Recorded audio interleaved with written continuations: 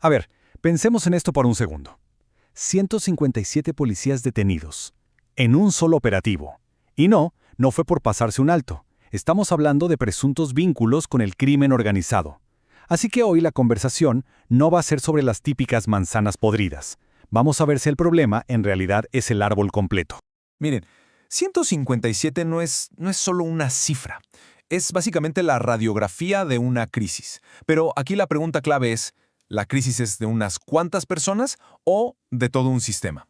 Para poder contestar eso, pues hay que ir al origen, ¿no? Ver de dónde salió este número. Y todo nos lleva a Chiapas, a una espiral de violencia que al parecer las autoridades locales simplemente decidieron ignorar. Vamos a revisar la cronología para entender cómo se llegó a este punto de quiebre. O sea, el panorama es tremendo. Y aquí es donde todo cobra sentido. Es que no estamos hablando de 157 delincuentes cualquiera, no. Son 157 policías municipales. Sí, agentes, comandantes y hasta directores, todos arrestados por sus supuestos lazos con el crimen organizado. Y esto nos lleva a la pregunta clave, ¿no? La pregunta del millón en todo este asunto. Si las personas que juraron protegernos son las que al parecer colaboran con los criminales, se rompe por completo la confianza. Es el pilar básico de la sociedad, y aquí se vino abajo. A ver, una operación de este tamaño no sale de la nada, ¿verdad? Todo esto tiene un origen. Y el origen fue un evento increíblemente violento que, pues, prendió todas las alarmas y obligó a las autoridades a voltear a ver hacia adentro. Vamos a dimensionar lo que pasó. Un grupo delictivo entra a un municipio, quema 2 negocios y secuestra a 8 personas. 7 de ellas, por cierto, aparecieron sin vida. Y todo esto sin que una sola patrulla se apareciera. Nada. Esa completa inacción, esa ausencia total, fue la gran bandera roja. Fue la prueba de que algo andaba muy, pero muy mal dentro de las fuerzas del orden. Y la respuesta fue masiva. Más de 500 elementos de los 3 niveles de gobierno cayeron en la región. Pero aquí está el giro. Su objetivo no era nada más buscar a los criminales de siempre. No. El punto crucial fue que decidieron investigar a sus propios colegas. Como dijeron las autoridades, empezaron a escarbar para encontrar la podredumbre que había dentro. Bueno, ahora sí, veamos cómo se fue desarrollando esta operación. La cosa se centró en 3 municipios clave de la región de la Frailesca. Y los resultados en cada uno, híjole, nos van contando la misma historia, una y otra vez. Una historia bastante alarmante.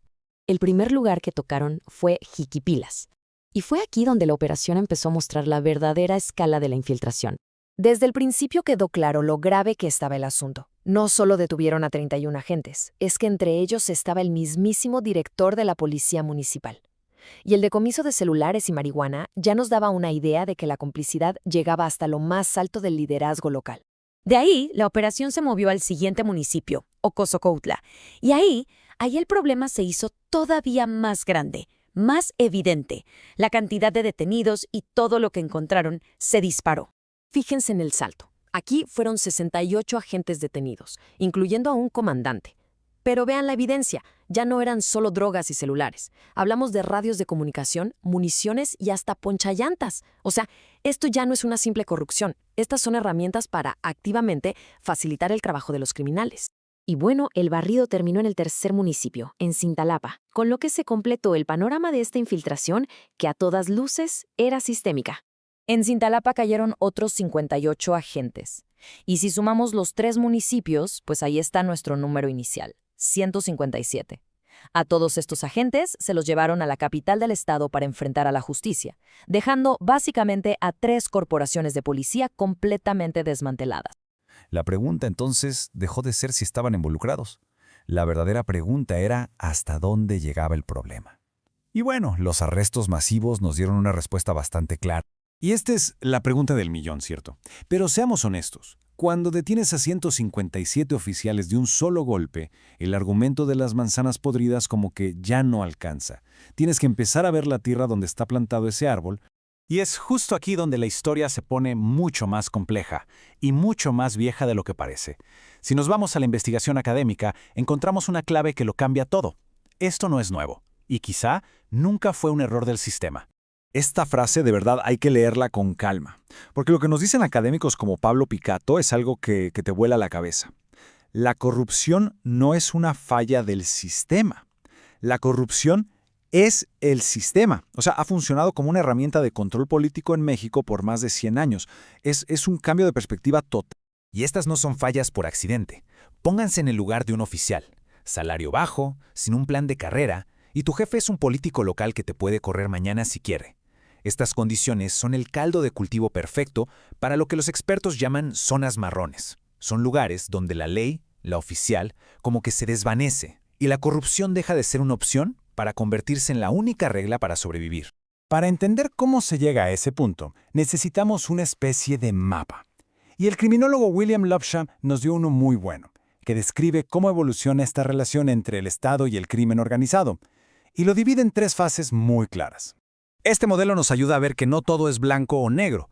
La relación puede empezar como una confrontación, que es la fase depredadora, luego pasar a una especie de coexistencia de conveniencia, la parasitaria, y terminar en una fusión total, la simbiótica, donde ya ni siquiera sabes dónde empieza uno y dónde termina el otro.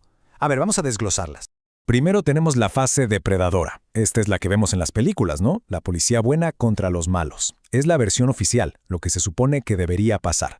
Pero en la realidad es la fase más rara de ver, y muchas veces es puro teatro. Luego, la cosa se complica con la fase parasitaria. Aquí la policía ya no combate al crimen, más bien lo administra. Aceptan sobornos, se hacen de la vista gorda, actúan como un filtro.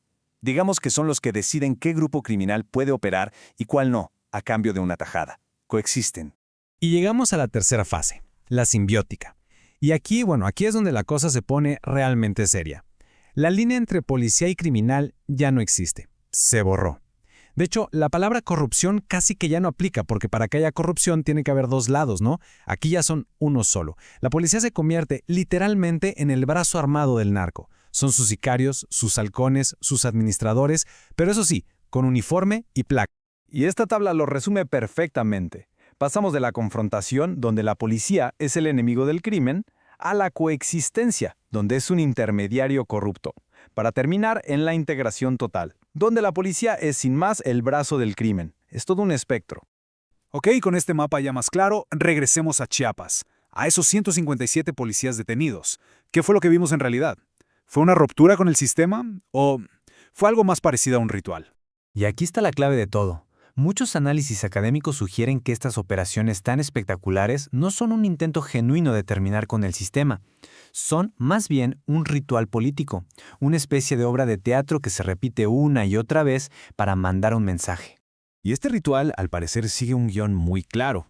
Primero, se permite cierto nivel de corrupción para mantener el orden.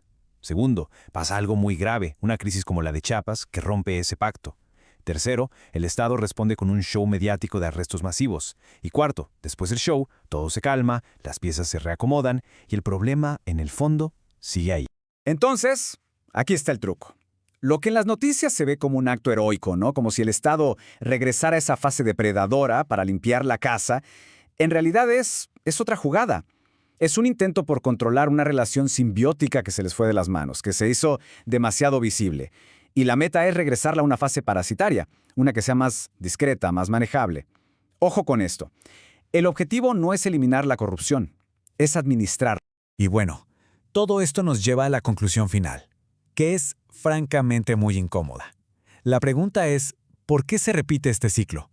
¿Por qué este sistema parece ser a prueba de todo? Y la respuesta es bastante inquietante, porque para algunos, una policía corrupta puede ser útil.